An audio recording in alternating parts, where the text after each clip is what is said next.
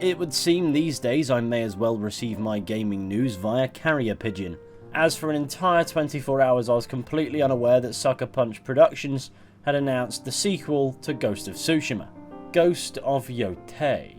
Yes, that's going to take a while to warm up on the tongue, but I suppose that's what I get for not really paying attention to the gaming world unless I see something that interests me, and my primary source of news being formerly Twitter. You see, apparently thanks to Elon Musk it was more important for me to see pictures of scantily clothed backsides, or indeed videos of people dying horribly, all posted by accounts that I don't follow, that anything from anyone I did follow was rendered invisible to me. And so I first laid eyes upon Ghost of Yotei 22 hours after everybody else learned it was a thing. But since I really enjoyed Ghost of Tsushima, I thought I'd give my thoughts on this. And the short story is, if you're foolish enough to look for my validation, stick it in the bluntest, rustiest, most bent out of shape needle you can find and inject it straight into my veins. If there was ever a time for that saying to get old, it was right there. Anyway, what we know is Ghost of Yotei is coming in 2025, as announced in September's Sony PlayStation State of Play thing that I stopped watching when they started making bad ones. So why are they making good ones again? Be consistent, I beg. Don't make me rely on Twitter, it's not going so well. And simply put, this game will be taking us to an entirely new region of feudal Japan, the lands surrounding Mount Yotei, an active stratovolcano in the modern day region of Hokkaido, that you'll be relieved to know hasn't erupted in 3,000 years. However, here's the kicker, we're not returning to the story of Jin Sakai, the protagonist of Ghost of Tsushima who won the hearts and minds of players with his arse. Can I reflect on my mum, please? Didn't know that was this one! In fact, he's not even alive anymore, because this game is set over 300 years later in the opening years of the 17th century. So obviously we're not returning to Jin's story, because in the marketing material that's quite obvious. And so instead we're taking the reins of a character named Atsu. Here's the spelling should you feel the need to correct me on my pronunciation. And I do have some thoughts on that, in the sense that a different character at a different time is the right move. I mean, of course I mean in my opinion before you flock to the comment section and slaughter me. I mean this in the sense that I did yearn for a Ghost of Tsushima sequel, but I couldn't actually see it manifesting with Jin. He's a fantastic character. That's not the point I'm making.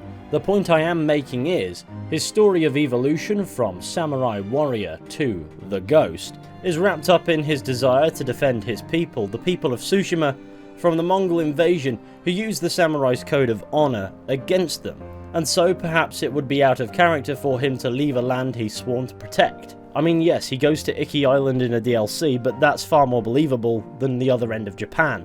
Not that that's necessarily a correct train of thought on my part, and so perhaps here's a stronger reasoning, to explore a new angle on what it means to be the Ghost. With this game taking place in 1603, and the first one taking place in 1274, there's plenty of time there for the Ghost to have become a legend, one that will no doubt have spread far and wide, maybe believed by some and disbelieved by others, providing not only a mantle to adopt for our new character, no doubt for her own plot reasons, it's also a lens through which to observe the legacy, the very lasting impact that doesn't come across in a standalone title, of Jin Sakai and what he did in Tsushima.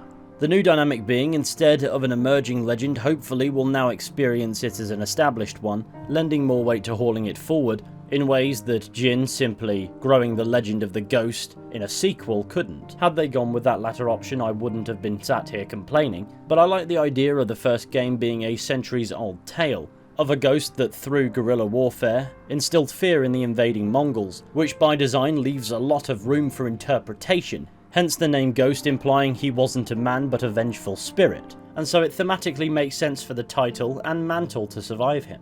And it would seem if this blog post is to be believed, that's kind of what Sucker Punch are going for. We wanted to continue to innovate, to create something fresh but familiar. We looked beyond Jin Sakai's story and the island of Tsushima, and shifted our focus to the idea of the Ghost instead. At Sucker Punch we love origin stories, and we wanted to explore what it could mean to have a new hero wearing a ghost mask, and uncovering a new legend. This led us to Ghost of Yotei, a new protagonist, a new story to unfold, and a new region of Japan to explore. And so at face value, if words alone are enough to convince you, it would seem I'm not far off. because diluting Jin into a period action hero over the course of a sequel, maybe even a trilogy, wouldn't grant you that same external perspective, if indeed this ghost and that ghost happen to be linked.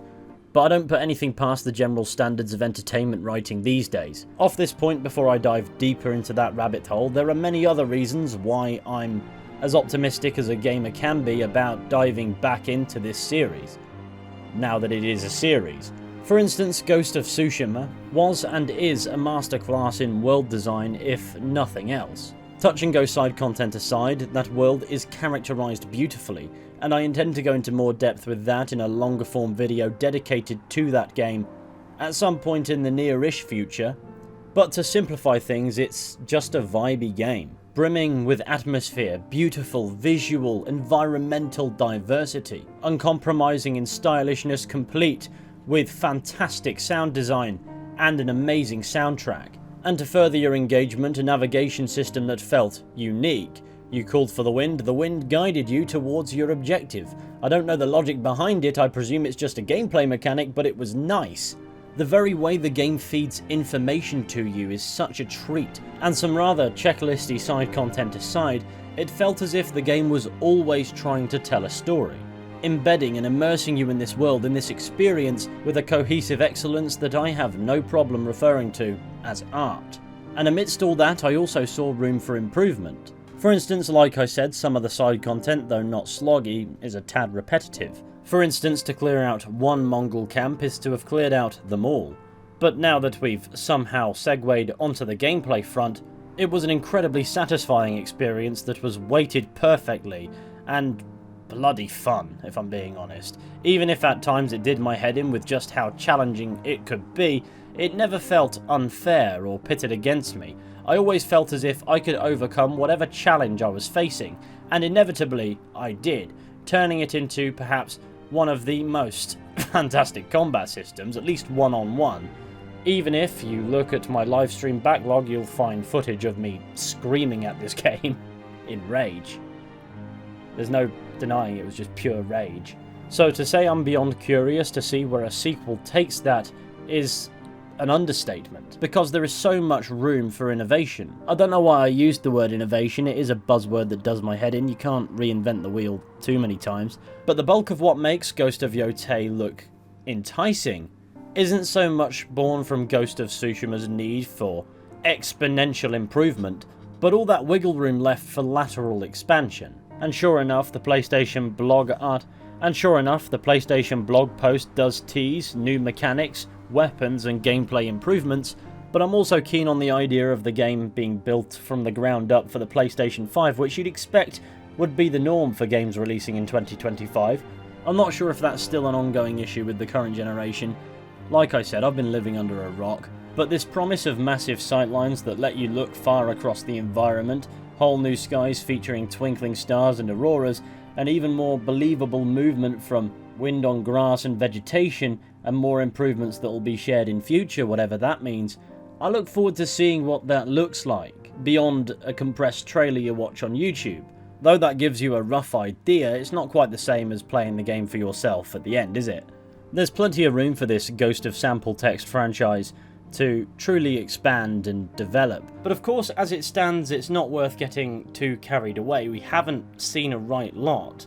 Yes, I changed t-shirts, that's what happens when you procrastinate as much as me. What I'd hope to see in the near future is a proper gameplay demo, going into some of the new mechanics that have been teased at length, showcasing some of the scenery and how the world just flows into itself. I'd also like to learn more about this new protagonist and her story, and I'm sure all of those things will come before the game launches, so we won't be going in blind, just to state the obvious apparently.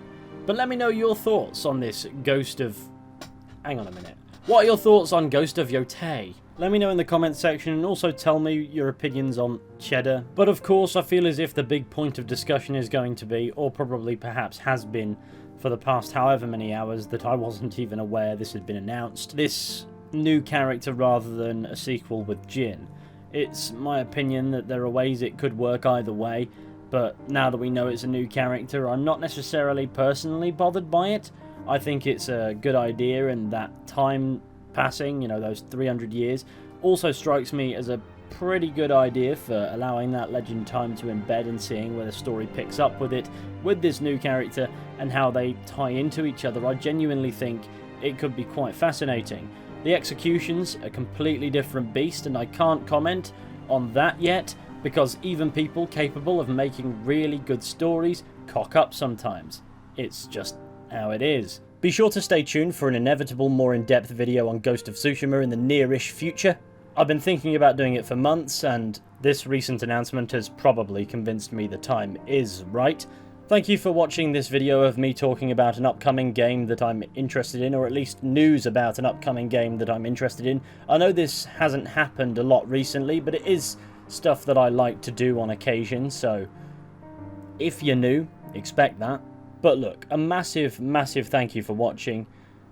I really hope that you've enjoyed it or got something from this video. If you did, be sure to go ahead and leave a like, subscribe, share the channel with your friends, all that wonderful stuff. It would be massively appreciated, of course, only if you want to do so. I'm not in the market of forcing people. And with any luck, I'll be seeing you all very soon with another video at some point. But until next time, please take care and goodbye.